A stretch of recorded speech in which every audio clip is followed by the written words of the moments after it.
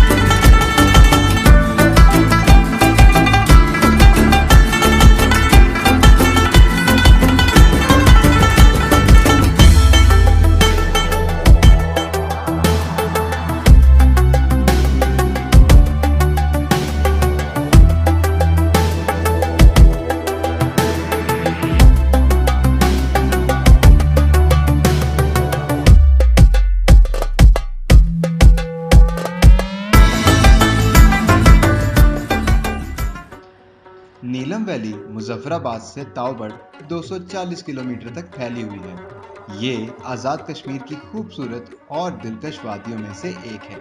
8 मकाम नीलम वैली का दारुल खिलाफा है और इस वादी को 2 बड़ी तहसीलों में तकसीम किया गया है, 8 मकाम और शारदा।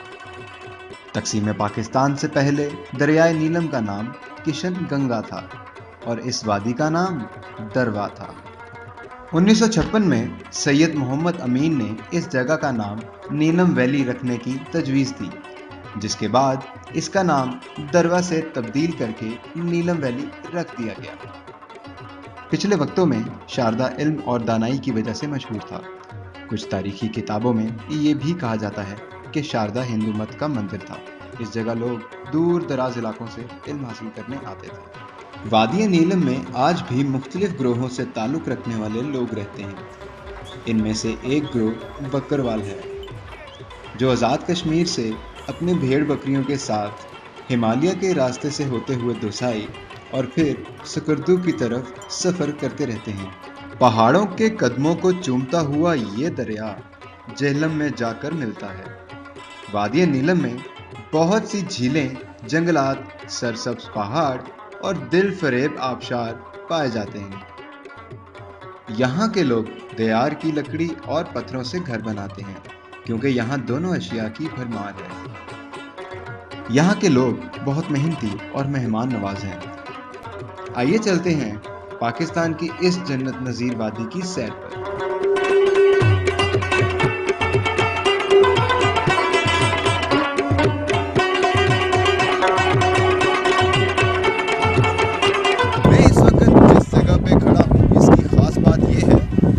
आप देख सकते हैं कि मेरे पीछे इस वक्त मकबूजा कश्मीर है और मेरे इस तरफ बाबून पहाड़ी सिलसिला है जो कि नारान कागान की तरफ जाता है। चारों तरफ पहाड़ों और घने जंगलात से घिरी हुई इस वादी में कुदरत के तमाम रंग मौजूद हैं। हर तरफ फैली हुई हरियाली और सब्ज़ा आँखों को तरावत, जहन और जिस्म को ताजगी देती है।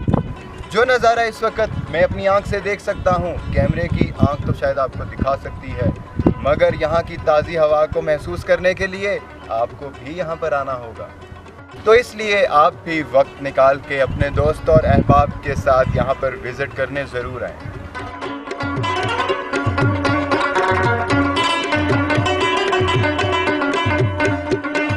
आपको यहाँ पर खूबसूरत तर्ज़ो तामीर के घर नज़र आएंगे। जैसा कि आप मेरे चारों तरफ देख सकते हैं, मुख्तलिफ़ रंगों में मलबूस ये घर पत्थर और लकड़ी के साथ तामीर किए जाते हैं। हम इस वक्त जहाँ पर रुके हुए हैं ये भी एक रेस्ट हाउस है जो कि पत्थर और लकड़ी के साथ तामीर किया गया है। आइए हम आपको इसके अंदर लेके चलते हैं और बताते हैं बाकी का इसका हिस्सा।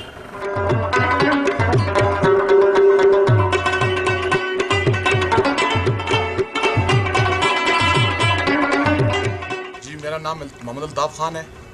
मैं नीलम गाँव का रहने वाला हूँ। हम सर 300 साल से सर यहाँ पे रह रहे हैं। हमारे बाबू याद रहे हैं। मेरी उम्र 45 साल हो गई है। मैं भी कंटिन्यू स्त्री रहा हूँ।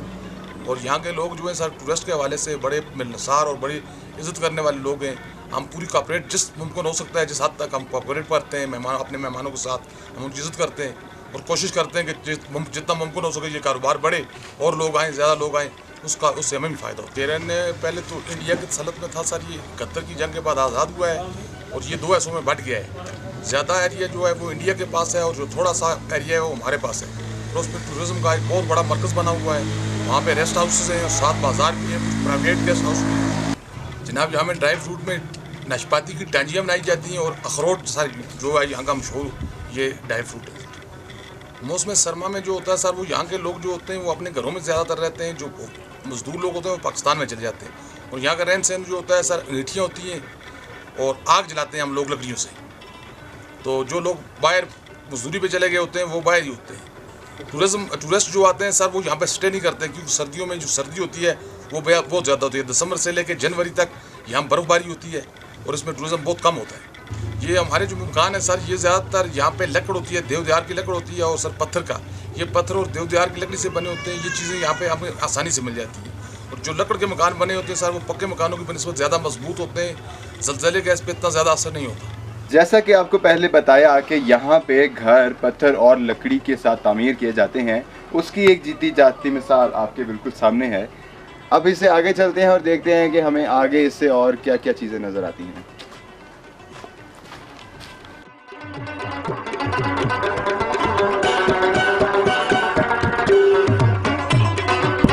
मेरे सामने इस वक्त मकबूजा कश्मीर है। दरियाए नीलम के इस पार आज़ाद कश्मीर है जहाँ पे इस वक्त मैं मौजूद हूँ। दरियाए नीलम मकबूजा कश्मीर और आज़ाद कश्मीर के बीच बॉर्डर का किरदार अदा करता है।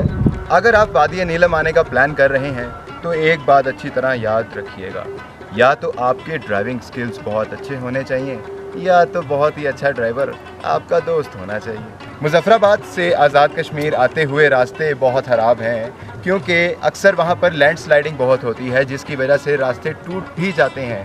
इसीलिए हमें एक बहुत अच्छे ड्राइवर की ज़रूरत पड़ती है और एक ऐसी गाड़ी की जो इन रास्तों को बहुत आसानी से पार कर जाए। मेरे पीछे एक कैंटीन आपको नज़र आ रही है, बहुत ही सिंपल और लकड़ी के साथ तामीर की गई है। आइए चाय पीने चलते हैं।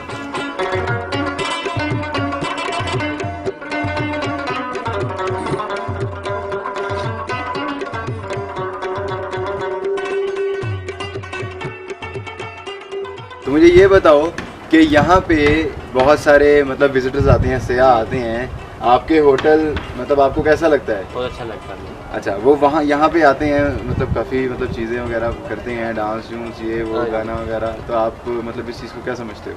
हम लोग अच्छे एंजॉय करते हैं। आप भी ज़्यादा एंजॉय करते हो? अच्छा, मुझे ये बताओ आपको यहाँ पे रहना कैसा लगता है? बहुत अच्छा लगता है। आप मतलब यहाँ पे आज़ाद कश्मीर की वादियाँ और वहाँ पे उस साइड पे मकबूजा कश्मीर, कैसा फील होता है कि एक मतलब एक तरह का एक बॉर्डर ही है ना, बॉर्डर पे रह रहे हो? बॉर्डर पे रह, लेकिन हमें ऐसा फील होता है हम एक ही गांव में रह रहे हैं। डर तो नहीं लगता? नहीं, डर की बात नहीं है। अस्सलाम वालेकुम। वालेकुम अस्सलाम। क्या नाम है आपका? राजा नवाज। और आपका? मोहम्मद हफीज। क्या करते हो आप? राब नवाज, क्या करते हो आप? क्या पढ़ते हो? सबक।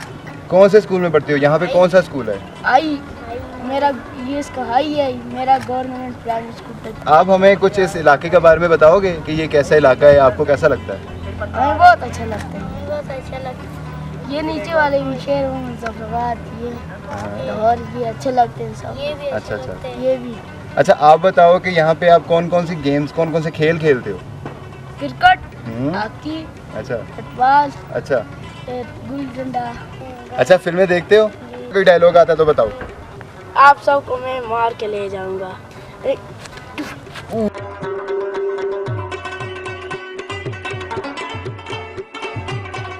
जैसे कि आप देख सकते हैं कि यहाँ के लोग बहुत ही खुशी के साथ ज़िंदगी गुजारते हैं, हालांकि पीछे बॉर्डर भी है, इनको फिर भी कोई डर नहीं, लिहाजा हमें भी कोई डर नहीं है। हम जा रहे हैं शारदा की तरफ, तो आइए चलिए।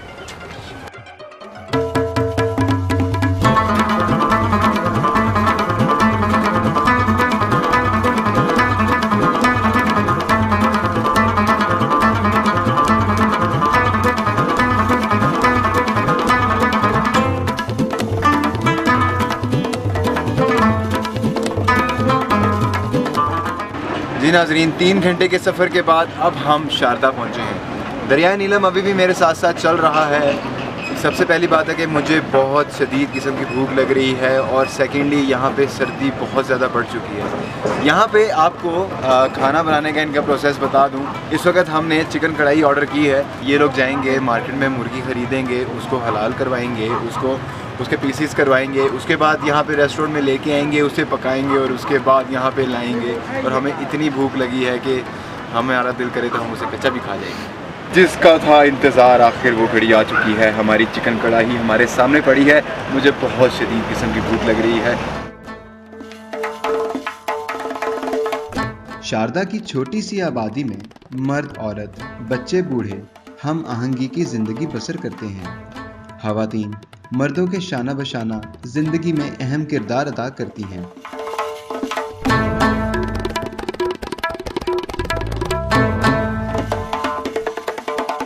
मैदानी इलाकों की निस्बत पहाड़ी इलाकों में जूतों की ज़्यादा मुरम्मत दरकार होती है, इसलिए शारदा में मोची एक मशहूर पेशा है।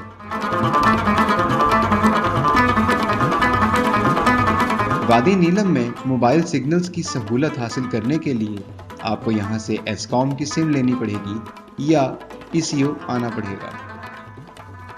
हम इस वक्त शारदा यूनिवर्सिटी की तरफ जा रहे हैं। शारदा यूनिवर्सिटी यहाँ की वाहिद यूनिवर्सिटी है जो हज़ारों साल से बनी हुई है। हम चलते हैं और मज़ीद पता करते हैं इसके बारे में। आइए जी, अभी हम इस वक्त शारदा यूनिवर्सिटी में मौजूद हैं। ये यहाँ की सबसे कदीम तरीन इमारतों में से एक है। यहाँ के मकामी लोग इस जगह के बारे में काफ़ी दिलचस्प कहानियाँ बयान करते हैं, लेकिन जैसा कि आप देख सकते हैं कि यहाँ पे हमारे पास एक बोर्ड है जिस पे अल बैरूनी ने इस यूनिवर्सिटी के बारे में काफ़ी कुछ बयान किया है। माजी में कश्मीर हिंदू मत और बुद्ध मत का अहम मुकाम था। मुस्लिम मौरख रेहान अल बैरूनी के मुताबिक नेपाल के पहले वली अहद शहजादा कुंच ने सन 24 ईस्वी में शारदा यूनिवर्सिटी की बुनियाद वादी नीलम में रखी। यहाँ पर तारीख, मजहब, जोग्राफिया और लसानियात की तालीम दी जाती थी। ये इमारत अपने फ़न तामीर का खूबसूरत नमूना थी।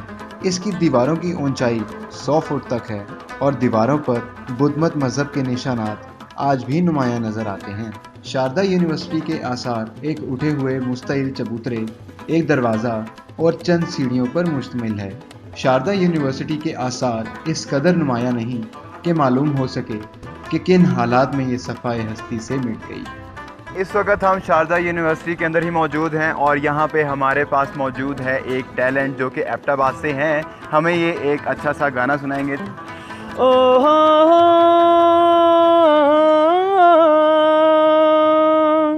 आहा ला ला ला, कोड़ी पटिक्का नीलम वेली यार नजारा कोड़ी पटिक्का नीलम वेली यार नजारा विच वे शारदा दे साडे यार वीरेंदे ने। ये थे हमारे एबटाबाद के टैलेंट। उम्मीद है कि आपको बहुत पसंद आए होंगे। तो आप कुछ हमारे व्यूअर्स को बताना चाहेंगे, कुछ कहना चाहेंगे, कुछ मैसेज देना चाहेंगे? सर सबसे बड़ी हम कश्मीर से मोहब्बत करते हैं, पाकिस्तान से मोहब्बत करते हैं। कश्मीर जिंदाबाद, पाकिस्तान जिंदाबाद।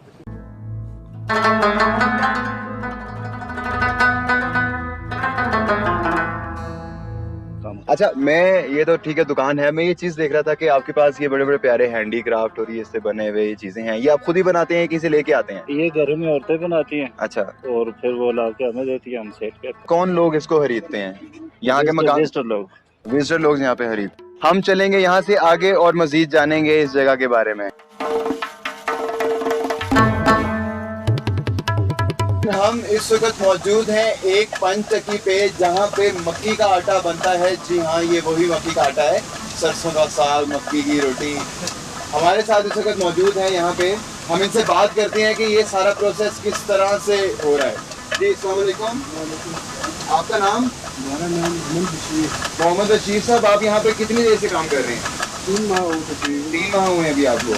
अच्छा, आप थोड़ा सा इसके बारे में बता सकते हैं कि इसका क्या प्रोसेस है, ये किस तरह से घूम रही है, इसके नीचे मोटर लगा हुआ है, किस तरह से ये बन रहा है? इसके नीचे लकड़ी का पत्थर लगा हुआ है, उसको पानी लग रहा है, वो घूम रहा है, वो इसको चला रहा है।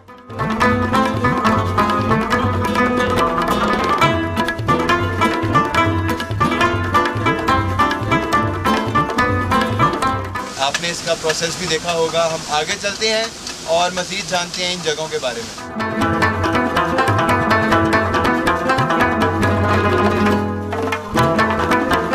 तो हम इस वक्त मौजूद हैं शारदा के एक छोटे से स्कूल में, जहां पे आपको बच्चों की बहुत ज़्यादा तादाद नज़र आ रही है। हम आएंगे और बात करेंगे यहाँ के हेडमास्टर साहब से।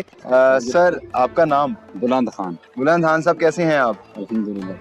अच्छा, आप फर्स्ट ऑफ ऑल मुझे ये बताइए कि यहाँ पे आप बच्चों को पढ़ाते हैं, कैसा महसूस होता है? हमें बड़ी खुशी होती है कि नन्हे मुन्ने बच्चे हैं, तो कल इंशाल्लाह ये बड़े होकर जो है किसी मुकाम पे पहुँचेंगे। तो ये हम तो यहाँ नहीं होंगे, लेकिन ये है कि ये यादें बाकी रहेंगी इंशाल्लाह। इंशाल्लाह।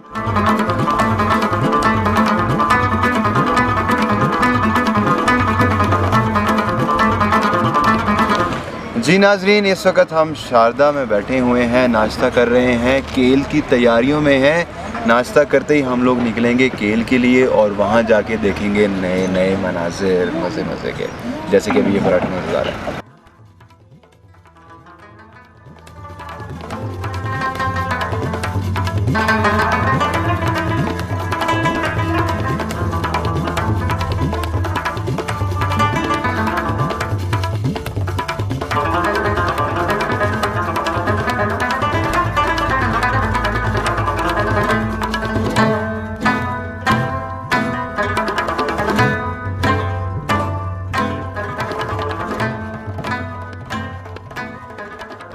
शारदा से तकरीबन 12 मील की दूरी पर और 6,880 फुट की बुलंदी पर केल वाक़या है। मकई और आलू यहाँ की अहम फसलें हैं और इसके अलावा नाशपाती, सेब और अखरोट की बेहतरीन इकसाम यहाँ से बैरून मुल्क में दरामद की जाती है। यहाँ के लोग बहुत पुरअमन और बेहद मेहमान नवाज हैं। केल के बाशिंदे अपने वफातशुदा लोगों को कब्रिस्तान में दफन करने के बजाय अपने घरों के करीब ही दफन कर लेते हैं और कब्र के इर्द गिर्द लकड़ी के जंगले बना देते हैं। शोहदा की कब्रें इन पर लहराए जाने वाले पाकिस्तानी परचम की वजह से अपनी अलहदा शनाख्त रखती है। केल में एक सरकारी हस्पताल के अलावा बड़ी इमारतें और दुकानें हैं।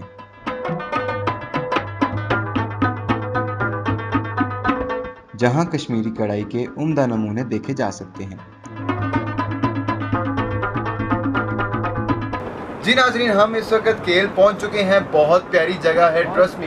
पीछे आप पहाड़ देख सकते हैं, इतना प्यारा व्यू है और इस जगह को स्विट्ज़रलैंड ऑफ पाकिस्तान भी कहा जाता है। हमारे साथ दरियाए नीलम अभी तक बह रहा है। पीछे आप घर देख सकते हैं, कितने प्यारे मज़ेदार किस्म के घर बने हुए हैं। लिहाजा यहाँ पे गाड़ी आके रुक चुकी है। हम इस वक्त फैल्कन गेस्ट हाउस में मौजूद हैं, जो कि आर्मी के अंडर आता है। इससे आगे गाड़ी का जाना नामुमकिन है। हम लोगों ने जाना है नारंगखेल की तरफ, जो कि उस साइड पे है। हम लोग 2 घंटे की ट्रैकिंग करके वहाँ पे जाएंगे और इंशाल्लाह आगे और एडवेंचर करेंगे।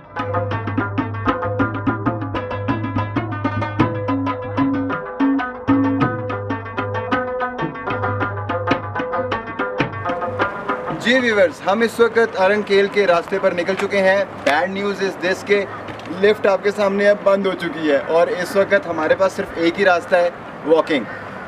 ट्रैक इतना लंबा है कि हमें ऑलमोस्ट 1.5 से 2 घंटे लग जाएंगे वहाँ तक पहुँचने के लिए। जैसे कि आप देख सकते हैं कि वो पॉइंट है नारंगखेल के पहाड़ का जहाँ पे हमने जाना है। तो लेट्स सी हमारी हिम्मत कहाँ तक हमें जवाब देती है, और हम तो आपके साथ हैं ही, हमने तो आपको दिखाना ही है। आ जाइए।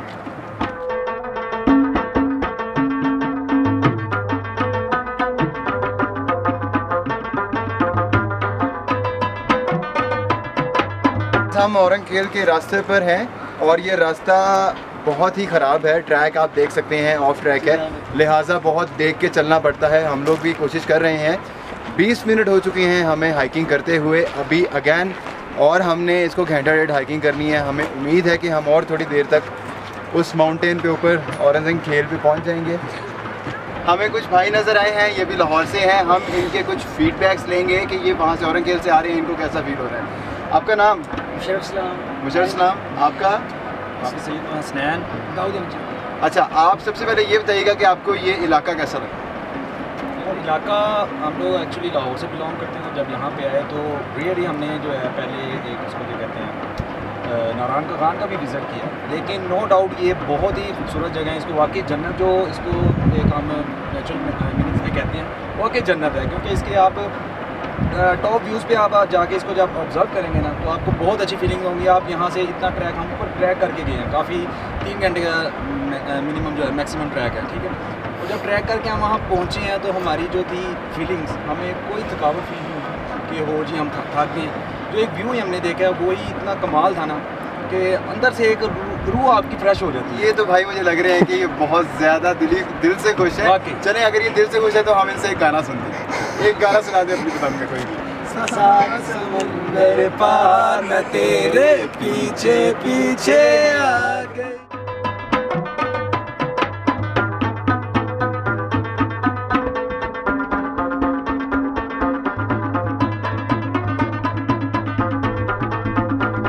हमें चलते हुए ऑलमोस्ट 40 मिनट्स बीत चुके हैं। आप देख सकते हैं मेरे सामने ब्रिज है, हमने ये क्रॉस करके ऊपर तक जाना है।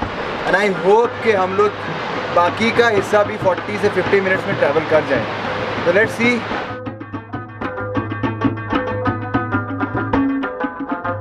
ऑलमोस्ट हाफ वे कवर कर चुके हैं औरंग खेल के लिए। जो ब्यूटी का मज़ा हमें ट्रैकिंग करके, हाइकिंग करके आता है, वो मज़ा और कहीं नहीं है। लिहाजा it's really a good and beautiful place. आपको यहाँ पे आना चाहिए। You should also hiking. तो हम आगे चलते हैं और सब कुछ देखते हैं यहाँ पे क्या है।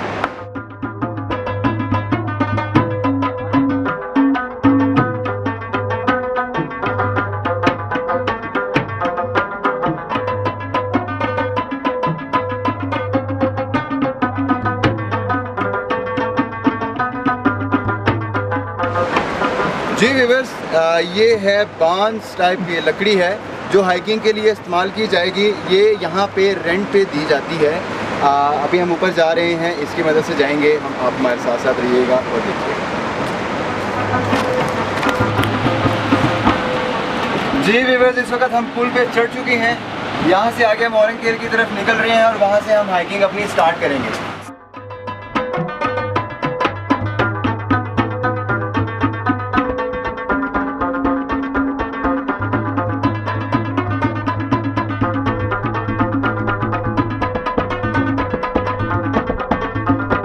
$45 minutes.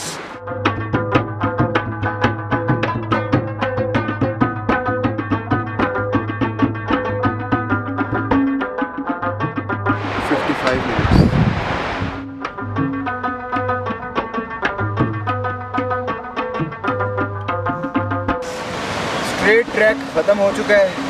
अब हमने ऊपर जाना है, मतलब रियल ट्रैकिंग करनी है। तो लेट्स सी, हमारे साथ रहिए। अभी और एडवेंचर अभी आगे आएंगे। आ जाए।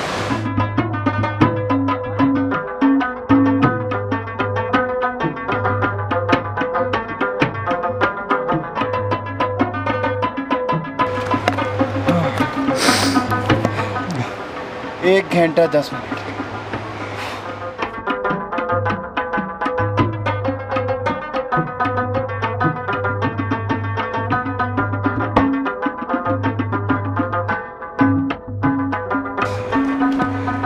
डेढ़ घंटा हो चुका है।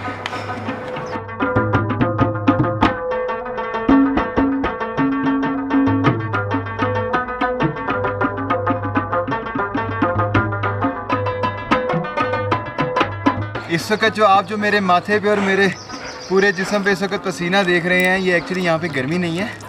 यहाँ का मौसम बहुत अच्छा है, ठंड है। हाइकिंग करते करते इतना थक चुका हूँ, 2 घंटे होने वाले हैं।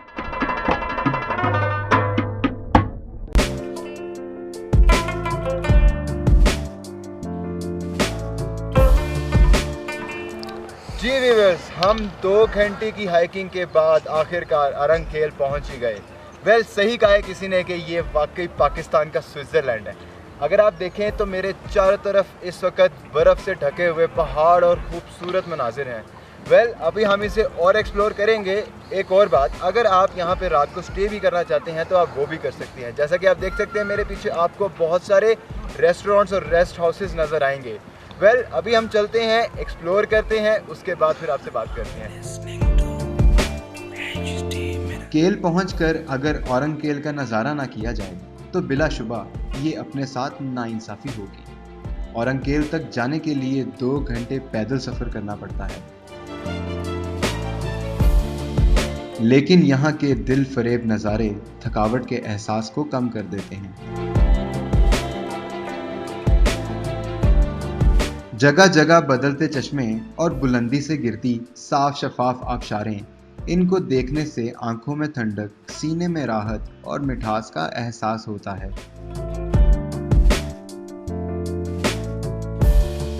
ज़्यादा सर्दी की वजह से यहाँ ज़्यादा ईंधन की ज़रूरत होती है, इसीलिए लोग गर्मियों में लकड़ियाँ काटकर जमा कर लेते हैं। यहाँ पाया जाने वाला दयार का दरख्त मकामी लोगों की ज़िंदगियों में बहुत अहमियतों का हामिल है और दयार का दरख्त पाकिस्तान का कौमी दरख्त है। सरसब्ज ज़मीन पर छोटे छोटे इक्का दुक्का घर अपनी सुर्ख छतों की वजह से बहुत जाज़बे नज़र हैं। बर्फपोश चोटियां और धुंध में लिपटे बादल सयाहों को ख्याली दुनिया में ले जाते हैं।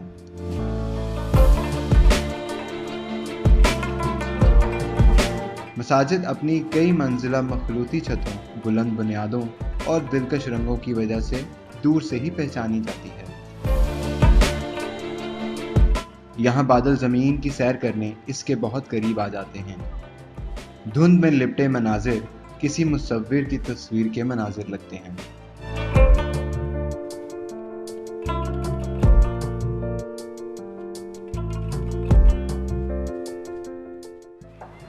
जी व्यूअर्स, तो ये था हमारा शो चल चलिए पाकिस्तान, जिसका वक्त अनफॉर्चुनेटली अब ख़त्म हुआ चाहता है। आपने हमारे साथ पाकिस्तान के इलाके आज़ाद जम्मू कश्मीर में नीलम वैली की सैर की, शारदा की सैर की, केल की और फिर औरंगकेल की। उम्मीद है कि आपको ये एपिसोड पसंद आया होगा। हम आपसे मिलेंगे अगले एपिसोड में नए एडवेंचर्स के साथ। तब तक हमारे साथ रहिएगा। अपने होस्ट को दीजिए इजाज़त। पाकिस्तान जिंदाबाद।